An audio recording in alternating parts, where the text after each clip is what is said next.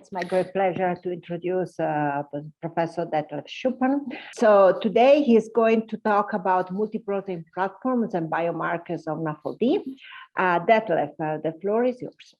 Yeah, thank you very much, Amalia. I'm very happy to be here, essentially the first time, although I knew about this nice meeting every year, and we had a lot of collaboration in the past, and hopefully we'll have it in the future even more. So I will catch up in a way a little bit with what Sami presented. He presented a more conservative approach. I will show some perhaps novel developments to find novel biomarkers. And now I try just to open the presentation. Okay, so let's see if that now works.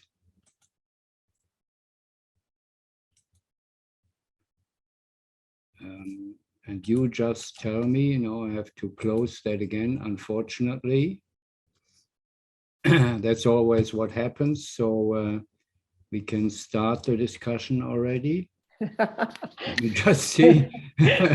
I have too many screens. I have to shut them down, unfortunately. Just give me 20 seconds. I will try to be quick then. Okay, and now that's always what happens. I now have to find the files again. So that's a problem with Zoom because Normally it works. Sometimes it doesn't work so well, but now I have opened it. I will give it another try. Closed a few windows. Okay. All right. Now let's see what we have. Apparently you don't see it yet.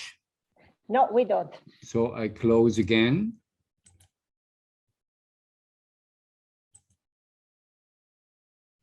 Something is happening. Yes. Something is happening. Yes. Okay. Do you see something now? Not yet. Not yet, but we are hopeful. No, I mean we saw your presentation, but not in full screen. Okay. Just click the full screen. Yeah, that's what I usually do. Now you see small slides? Yes. Okay. Yes. Now you see a full screen? No. Oh. Yeah, it happened before with Jennifer. Did you connect to Zoom by internet or by the app? Internet, of course. Yeah, so maybe that's a problem. I mean, before was no, with Jennifer. Yeah, usually one finds the solution. Yeah. Just give me another 15 seconds. I will promise I will be fast, not too. Okay. Good. We can see a big screen. Oh, wonderful. So we finally made it. So trial and error. We don't see a full screen. We see a big, we still don't see it in a presentation mode. Okay. So if you have if you don't have animation, we can go like that. But if you I have animation, but yeah, so maybe you need to reconnect with the app because I think that was the problem. So I will try to reconnect now with other screens. What about this one? Yes, perfect. Okay. Yes. Wonderful. So I have like 5 screens similar to that, but I was lucky. So we'll start immediately. I will try to give you a little overview of the marker developments, especially in terms of liver fibrosis and the dynamics of liver fibrosis. This is just a slide of this big paper in the New England Journal demonstrating that the progression of fibrosis and initial fibrosis stage are very important determinants of liver-related morbidity and mortality in NASH. So it's a primary target. In terms of pharmacology, of course, it's tightly associated with a metabolic inflammation, which in this case affects the liver. So the FDA and EMA have primary targets. That's to prevent advanced fibrosis and especially cirrhosis. And of course, there's the many other targets in more earlier NASH, which is metabolic, which is clearly predominant in these earlier stages. And they are, in fact, the major liver conditions that determine morbidity and mortality. So 1 or 2 slides about the mechanisms before we go to the biomarkers and biomarker development. So you normally have the resting myofibroblasts, fibroblasts, and hepatic stellate cells in the normal liver. And then you have several triggers related to initiation of chronic liver disease. And in NASH, of course, we have discussed at length the very nice data in the previous talks that cause inflammation in the liver and subsequent fibrosis and fibrogenesis. We have an activation of certain immune cells and immune cell subtypes. We have a damaged hepatocytes releasing certain pro-inflammatory and pro-fibrotic substances. We also have, of course, endothelium, and you get a transformation of the normally resting fibroblastic cells in a wound healing response towards a wide spectrum of myofibroblasts. And these express not all, but the majority of the matrix proteins. We talk about collagen, but there's hundreds, if not thousands, of matrix proteins with different functions which make up the scar. These cells are also major producers of proteolytic enzymes that are potentially relevant, definitely in remodeling and fibrolysis, and inhibitors of such enzymes, but also certain other cells, of course, especially immune cells, can induce reversals by release of proteolytic enzymes, for example. And if that goes on unabated, you get advanced fibrosis. And what is interesting and important that HCC development and advanced fibrosis usually go hand in hand also in terms of mechanisms, not always, as we know in NASH in particular. And of course, the best therapy is a causal therapy that just inactivates or eliminates these triggers. And in NASH, it's very, very easy, just get lean and do more exercise. But we all know that this is very difficult to reach. So causal therapies definitely are very important to prevent progression and also induce regression in NASH. We have this data. And for all the rest, which is the majority, we are left with the development of anti-fibrotic therapies, which are often linked to metabolic therapies or anti-inflammatory therapies, which will reverse major causal mechanisms, but also address directly the effector cells, the myofibroblasts, or the effector cells in terms of fibrolysis, certain immune cells like M1 type macrophages, for example. And the final goal, of course, would be not just to remove fibrotic tissue or to prevent the progression, which is a very close task, but also to replace the dysfunctional parenchyma in cirrhosis with functional parenchyma without inducing cancer, for example. So what about non-invasive assessment of liver fibrosis? We have several methodologies. We have the bloody one. We have the imaging that Claude will refer to. He's the expert here. We have the blood-based markers, serum or plasma markers, and we have non-invasive imaging methodologies like elastography, MRI, or fibroscan. And I will just refer not to this one. I will maybe show one slide, but refer to serum and plasma markers. And what do we need them for? Of course, we would need them for a staging, but we have pretty good staging methodologies apart from biopsy already. Of course, identification of subjects at risk for NASH, it means not just somehow the stage of fibrosis, but the activity of fibrosis and the activity of inflammation. And we do not have exceptionally good parameters up to now.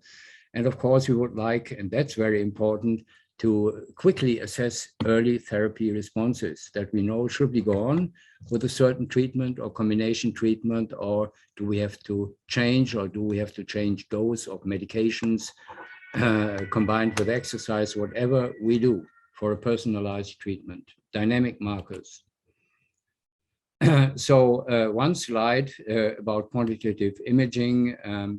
With the current methodologies, that's not possible for fibrosis, but there is methodologies developing. I think we'll hear about that. We have elastography, a stiffness measurement, which is pretty good for advanced stages, F3 and especially F4. Very good predictive value. It's a little bit influenced by very severe cholestasis or inflammation, which is rarely the case. These are the classical markers that Sami also referred to. Several algorithms, a very old study in hepatitis C to match seromarker levels to biopsy stage. And we all know that biopsy is a tarnished gold standard with a high sampling variability, and I will refer to that.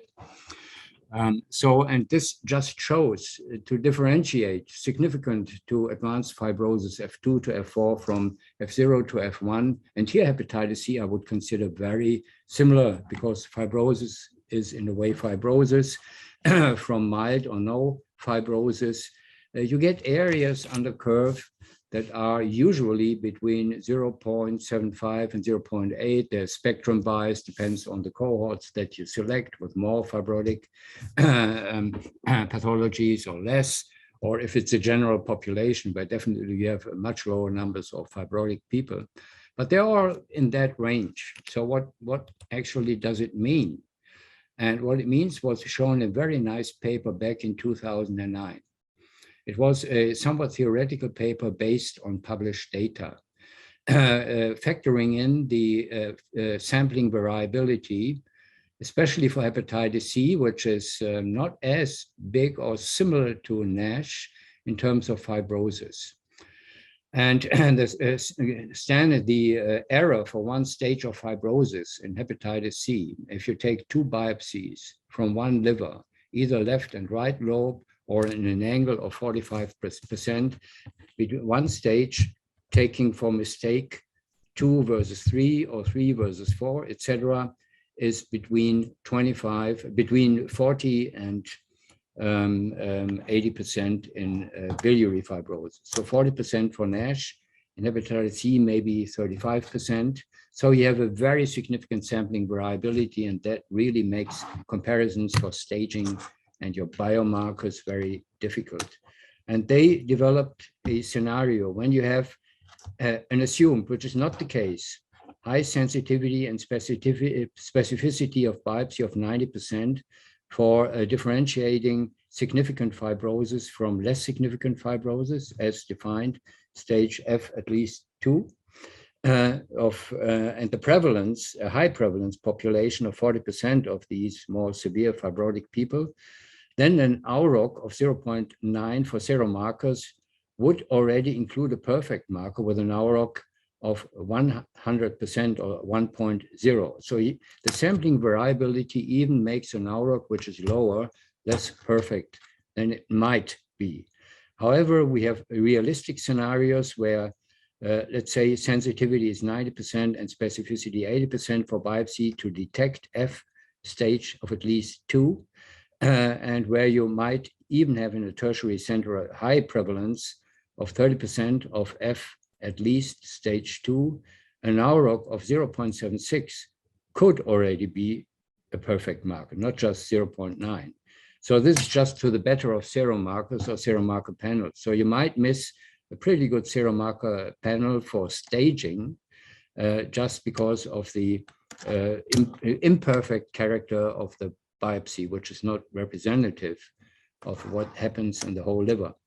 So, and as said, the range of most markers and markers panel now for telling a patient has at least a stage of F2 is in that range, up to 0.88, which is already pretty good. So AUROCs above 0.9 essentially cannot be verified by biopsy. That's pretty clear even with the best biopsies. If you see a paper with an AUROC of 0.95 for that differentiation, you cannot really believe it. And we might already have some very good markers for staging in this case. We're talking about staging, not about the dynamics. And this is a relatively recent paper comparing similar to what Sami said in a pretty large number, 500 something NASH patients, different scores, FIB4, ALT, which is of course a lousy parameter, and the NIS4, and a metabolic score ELF panel, which is the classical ProC3, TIMP1, and hyaluronic acid, ProC3, which has been mentioned, the Nordic marker, procollagen N-terminal propeptide, a little bit more exact than the conventional one, and elastography. And in a way, they have this range that I just described. And another parameter has also been introduced here, but is used more than just fibrosis, at least stage 2, which is NASH at risk, which includes fibrosis of at least stage 2, as well as a NASH score of at least 4. So I think this is a very reasonable, pragmatic categorization. And the NIS score, which performs best here, which also performs best as a panel, a somewhat conventional panel, in the litmus initiative, which you might know, the IMI initiative, where we also have a larger project of non-invasive marker validation. This performs best here, also as well as in the litmus compared to the others. With, if you look at the NIS predictive score of AUROC 0.874, which is the best at least here. And it comes very close for very advanced fibrosis. If you look at F3 to F4, which I won't show here, it's superseded even a little bit by transient elastography for very advanced fibrosis. So what about development and validation of novel, and I now focus on the so-called direct serum markers of fibrosis, not the ones that indirectly reflect changes in, let's say, liver function and metabolism. Like if you have alpha-2 macroglobulin, it's only very indirectly related to fibrosis, as well as an AST over ALT score, et cetera, et cetera. So this is the very simple depiction what we want to capture here, which is not just cross-sectional fibrosis, of course, because fibrosis is a dynamic process. It's a balance between production of excess ECM and removal. And what we measure with parameters that have a certain half-life in the serum definitely is a balance of the dynamics. And if that correlates pretty well with an advanced stage, this is just due to the much connective tissue that you have in the liver, for example, as the affected organ, which has a higher turnover normally, not always. So what happens in terms of fibrosis when you look at dynamics? When you have a single inflammatory stimulus, let's say a hepatitis A, and that stimulus is gone after a few weeks, you have in the sequence of the red line, which is inflammation, you have a reparative, a fibrotic response, as in wound healing. This normally comes down to normal again because some excess scar tissue gets removed automatically, also in adults, not just in children. If you have, let's say, a 2-year inflammatory problem, let's say you are a fresh NASH patient, and then you are very compliant and lose weight and do exercise, you might have some bouts of inflammation followed by some accumulation of connective tissue, but that usually can resolve again over the years. However, if that continues for many, many years, in NASH you go up and down, it will not be constant all the time. There's metabolism is changing. I think it's not very constant, maybe not that much here, but you get higher and lower phases of inflammation that are always followed by a reparative scarring response. And then if connective tissue accumulates, then there is what we would now call a point of no return. Let's say you have cirrhosis, advanced cirrhosis, and then of course, very difficult to return again because you have more scar tissue than any functional tissue, which might be operative in reversal, including some immune cells, which are needed for reversal. So when we look at direct markers, here we have the myofibroblasts, and the myofibroblasts produce the excess of matrix proteins. And here in this case, for example, you have the procollagens, from which also the ProC3 or procollagen 3 N-terminal propeptide, for example, is derived here in blue. So you have fibrillar collagen proforms, which are single, triple helical molecules. And these propeptides, like in pro-insulin versus insulin, are usually removed, more or less, before collagen fibrils can form bilateral aggregation, in this case of the collagen. So what you would then measure as a spillover in serum are the cleaved off propeptide that should reflect the amount of collagen being deposited into fibrils, exactly what you want to measure in terms of tissue fibrogenesis. It's not so ideal for the N-terminal propeptide, however, so the ProC3 is not yet ideal. That's the reason why we are developing a C-terminal, a red assay, because that's cleaved off completely. The N-terminal is not cleaved off completely from the surface of fibrils, but still it's a pretty good single parameter. So we have certain such markers of fibrogenesis, like the procollagen peptide. As said, the P3NP is very similar to the ProC3, which is a little bit more exact. We have other procollagen peptides. We have so-called matricellular proteins. I will refer to them in a few minutes, which I've given a code. I will disclose some of them to you. And we have components, for example, of the ELF panel, which are molecules somehow correlated to fibrogenesis, like TIMP hyaluronic acid and P3NP in the ELF panel, which still is not ideal, but now approved by the FDA as the fibrosis marker panel. But there are better ones to come. And then you have other mechanisms, that is degradation of excess matrix, here depicted as fragmented collagen fibrils. So if you would then detect such fragments in the serum, they should or could correlate with the resolution of fibrosis. Although it's a two-sided sword, also if you have active fibrogenesis, you have a high turnover, you also have more of degradation fragments, although the net deposition is positive in terms of scar formation.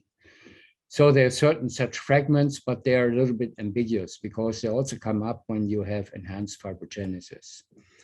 And there is some other markers. I will show one slide of them that are definitely related to fibrolysis. They are matricellular, that means extracellular matrix proteins not being collagens, but having functions in the matrix.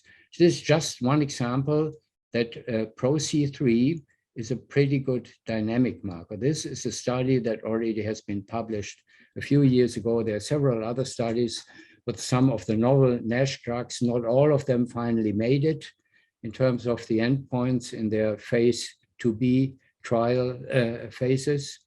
And this is the pegbalfermin, the FGF21 recombinant in NASH patients with pre and post biopsy. And this was an interim study. The final study in terms of biopsy-based resolution of fibrosis was not that convincing. There was a good trend.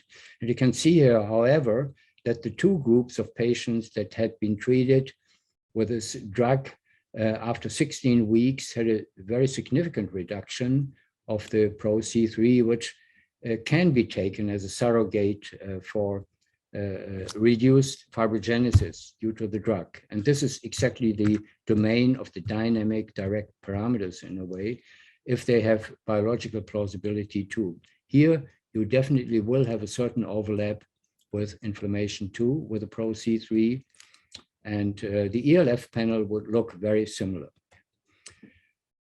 So what about discovery of novel fibrosis markers, and just a minute about the biomarker platforms. So on the left side, you have some profibrotic mechanisms from which you might derive serum markers or cells that are related to fibrogenesis or fibrolysis. So M2 type macrophages are important drivers of fibrogenic responses due to release of certain cytokines or factors. And you have the effector cells, the myofibroblasts. On the other hand, you have the more fibrolytic response that causes fibrolytic fragments, and one type macrophages are involved in that. So you have more degradation of the matrix, although they are more classically pro-inflammatory. And then you would expect, at least for some of the upregulated genes in these cells, you would also expect that proteins spill over into the circulation, which is definitely very often not the case. If you have very nice signatures by transcriptomics, you won't find any protein signatures in the blood. So what are the two major proteomic methodologies here. I don't know if you see an arrow here. You see an arrow? Yeah, you will see your pointer. Yeah. Oh, it's a pointer. Yeah, it's a it's okay. an arrow. On the left side, you have one platform that we also use quite a lot. It's the so-called SomaScan. It's based on aptamers, DNA molecules with specific structures and derivatizations that have been developed to specifically bind to certain parts of your target protein. And these have high affinity. They are not protein. They can be analyzed much more easily in relation to the protein they detect, even if there's many other proteins and more abundant proteins. This is suitable for analyzing complex serum or plasma.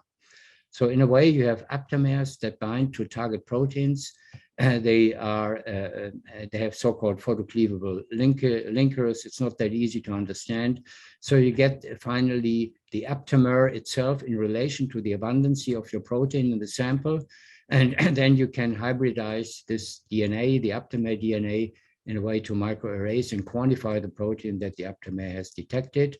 And not too dissimilar, but based on monoclonal antibodies, is the PEA proximity extension technology. So again, you have two monoclonal antibodies binding to neighboring regions in your target protein.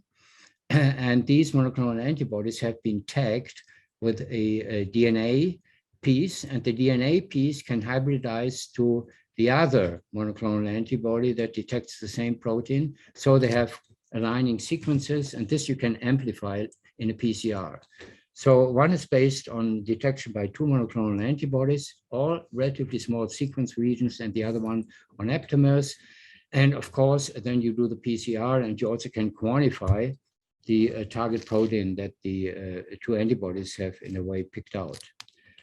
And then what we do is others do just sample hundreds of defined patients, biopsy matched, etc. And I will show you an example just published in the JHEP. And then they produce some kind of maps of the proteins that clearly correlate with histological inflammation and or fibrosis. So what we do, we have used in part these platforms, especially the SomaScan, to fish out proteins in very well-defined, very small series, because it's very expensive, of patients with rapid versus slow fibrosis progression, biopsy match, not just NASH, also hepatitis C, etc. And then we have developed assays based on that protein, and I will also show you an example. So this is a study that was recently published in the JHEP, and they used the SomaScan platform, and there's a very modern platform detecting more than 4,700 plasma or serum proteins with this technology, in a way quantifying them. They have spent a lot of money in that because one testing costs between $400 and $1,000 with a platform machinery and the reagents. But this was a cooperative project with SomaLogic in Boulder, Colorado, which is also part of our Litmus consortium. So they had a large discovery cohort A, discovery cohort B. They had two validation cohorts, and they finally found an 8-parameter panel that predicted NASH at risk. That means at least fibrosis stage 2 and a NAS score of at least 4.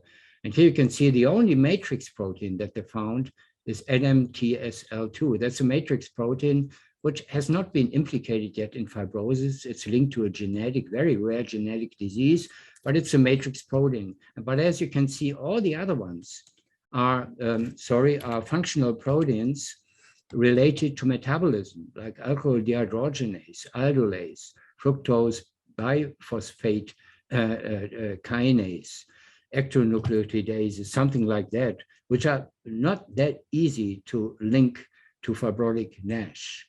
So, but that's what you can get with it. It's indirect marker panels rather than fibrosis panels. And that's something that can be a conundrum, but I will give you a summary what is going on. The predictive value for NASH at risk with this 8 marker panel for NASH. It has never been tested in hepatitis C or so, where there's, let's say, more pure fibrosis, not that much metabolism. I would predict it's not that well predictive there, because hepatitis C, B, or autoimmune hepatitis will not be that much metabolically governed. But you can see here that these panels perform pretty well with areas on the curves close to 0.9. So that's the optimum in a way that you can reach based on what I told you before. If you use the only matrix-related protein, ADAMTSL2, it's still pretty good, 0.83. And here is a little caveat with this high-end proteomic platforms, apart from them being very expensive, even if you burn them down finally to certain target proteins. So you have the protein binding aptamers or neighboring DNA-tagged monoclonal antibodies. These detect only a tiny portion of your protein. So if you have a protein that usually has 1,000 amino acids and you detect just a portion of 50 amino acids, how do you know if it's really relevant for the process? These proteins are processed frequently before they are spilling over into the serum by proteolytic cleavage, etc. So you have many fragments very often of certain proteins, and maybe only one or two are really relevant. So relevant circulating proteins, and especially protein fragments, may remain undetected. Like you don't detect all the Nordic bioscience markers that Nordic has developed, the pro-collagen peptides. You don't see them with these extensive panels. And this is also particularly the case for ECM proteins, which are definitely processed multiply by certain proteases before they reach the circulation. And still you might have unspecific binding, especially for the somomers, due to interaction with other proteins or complexes. And interacting protein domains might also be hidden in the plasma or serum by interaction with other proteins. So what we also then prefer is to have some knowing about the ECM, some targeted biomarker development. Okay, this we can skip.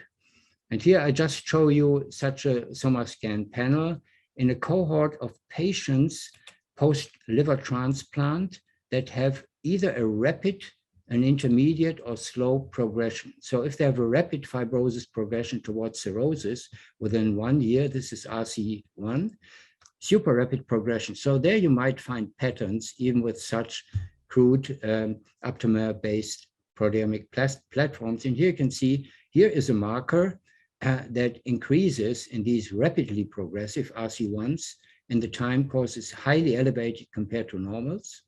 Here, this is progression within 5 years to cirrhosis, another cohort, very small numbers, 5 to 8 patients. And here is another marker that is very interesting because it's inversely correlated, and they are all matrix-derived markers. And this could be a good marker of fibrolysis, of reversal. So just to give you an example, to use this potentially to develop novel markers. And here is a marker that we developed, and that is now a prime marker in the litmus panel that we call T2. It's in fact thrombospondin 2. It's a superb protein matrix or matricellular marker for fibrosis, but it depends very much on what domains you detect of the thrombospondin. This is another marker which also has metabolic, this I cannot disclose to you yet, metabolic facets, but also fibrosis. It's also highly predictive, here in this case, very advanced fibrosis versus controls, but I will show you some other examples. This here is a marker, as I showed you before, that is highly associated with fibrolysis. These are the rapid progressors after liver transplant. This is normal. And this is another marker, similar protein family that shows the inverse pattern. And this here is, for example, and you can also show similar developments the other way around for the fibrolysis markers. These are patients with chronic hepatitis C before treatment with active fibrogenesis, stage of at least 2. And this is after effective antiviral treatment. So apparently the fibrolysis marker has gone up. So just to give you a finding strategy, in the last few slides, I just depict what we are doing. We have a target protein for which no assay exists. So what we do, we normally have the gene sequence. And this is here an example, for example, thrombospondin 2. We also now develop C-terminal peptides for pro-collagen 3 and another protein. This is the fibrolysis protein. And we insert the open reading frame of a certain fragment of this that we are interested in, but a large fragment, which is correctly folded, and put it into a lentivirus transfect expressing cells and express our proteins, and we produce monoclonal antibodies against the protein or polyclonals against two different domains and develop sandwich assays. This is also something that is very much desired in the litmus cohort, retro translation, now to develop a murine thrombosbondin 2 for preclinical evaluations. Industry is very interested in that. So we clone murine thrombosbondin, but not the whole 1200 amino acid protein, but we select certain folded domains against which we then, which we express, and then against which we develop poly and or monoclonal antibodies for a sandwich assay. For mouse, it's a little more difficult because you need other species. That's an example of two NASH patient cohorts, each around 200 patients, and they had a very good staging of fibrosis and NASH activity. And here, what you see is thrombosbondin 2 is a very good single fibrogenesis marker.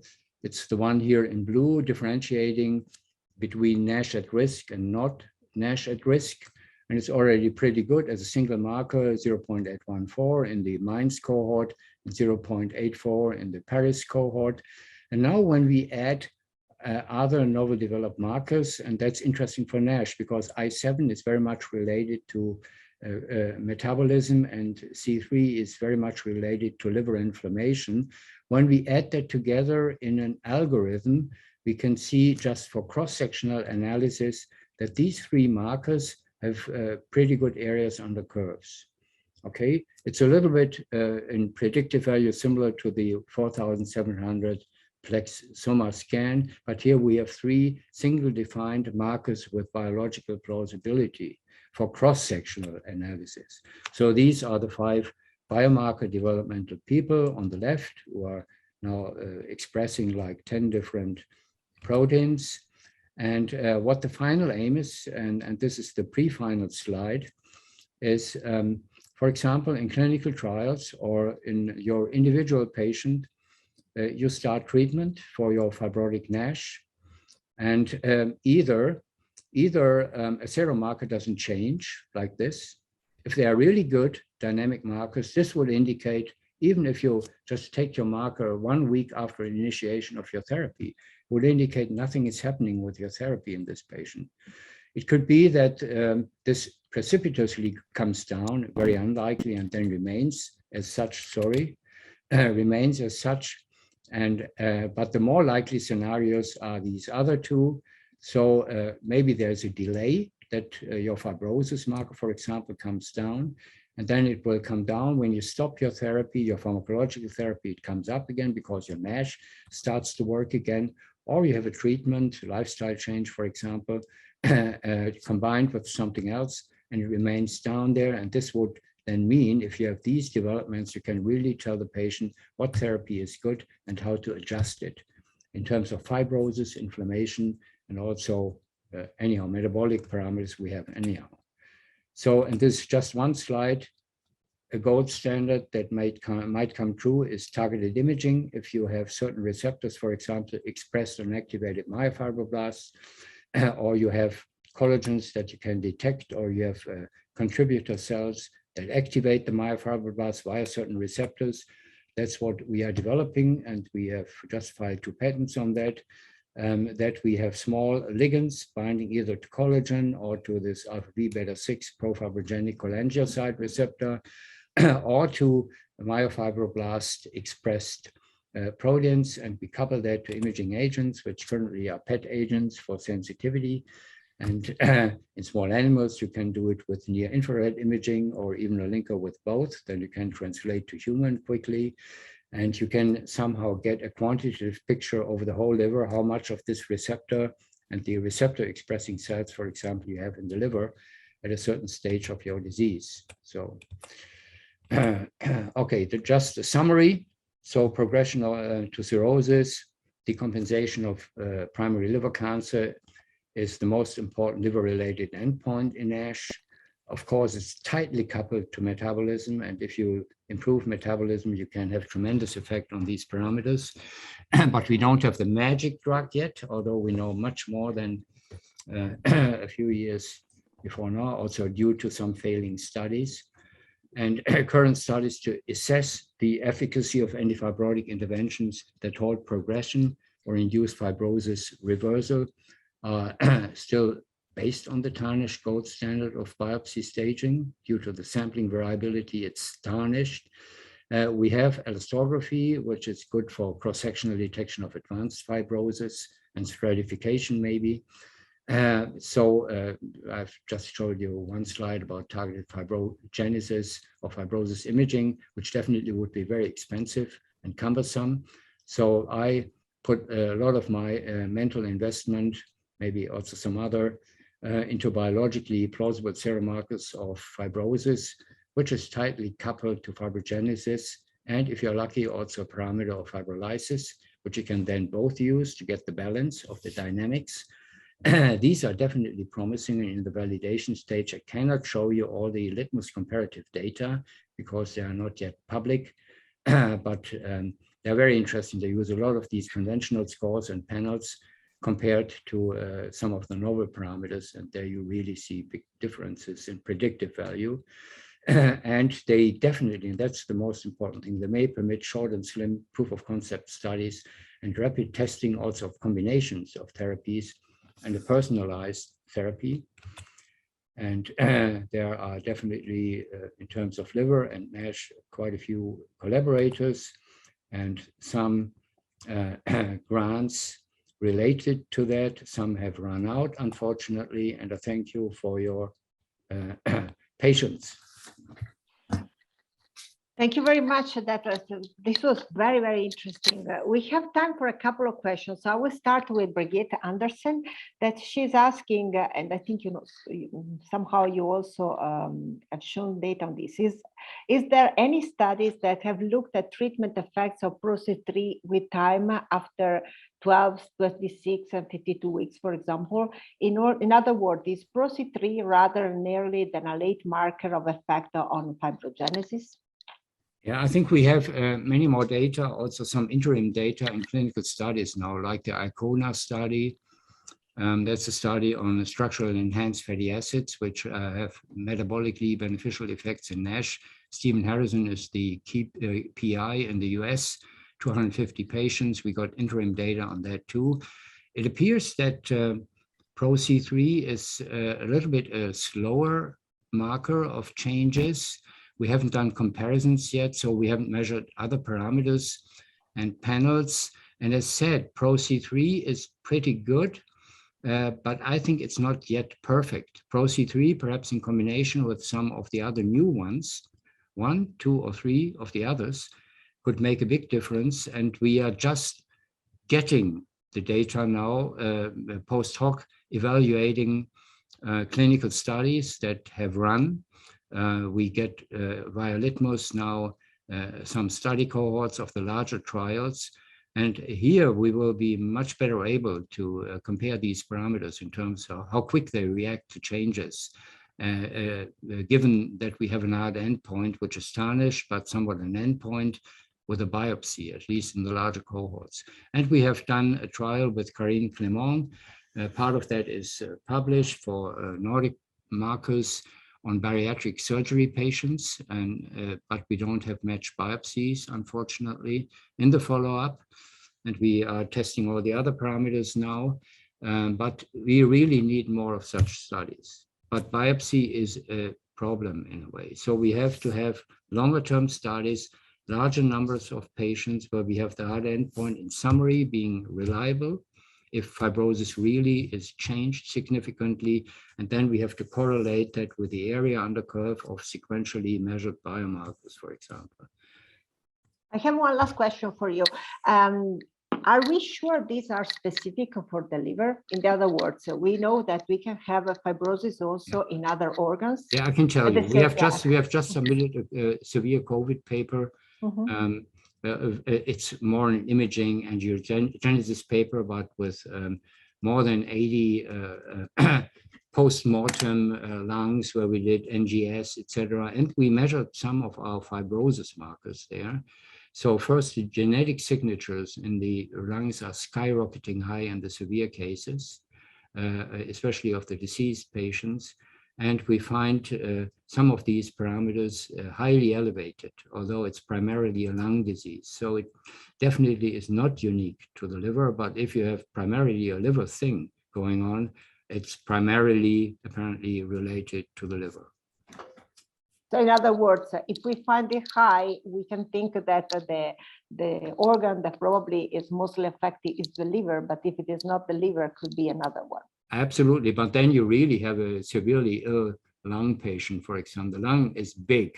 If you have the kidneys, they are definitely smaller. We also see slight elevations in kidney disease, but they are not as big as you would expect, also due to excretion. You would expect that they would increase in kidney failure or so, not really dramatically.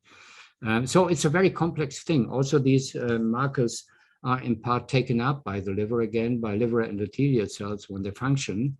But we have also done, not published yet, a larger study with the group of Søren Møller, pre-post hepatic levels of many of these parameters, including Nordic markers and our markers. And we can clearly say what is produced in the liver in these liver diseased patients, and some parameters like TSP2, ProC3 are definitely produced then in the liver, because the level post-liver is significantly higher in the patients than pre-liver. So we can tell at least these things. Great, thank you very much.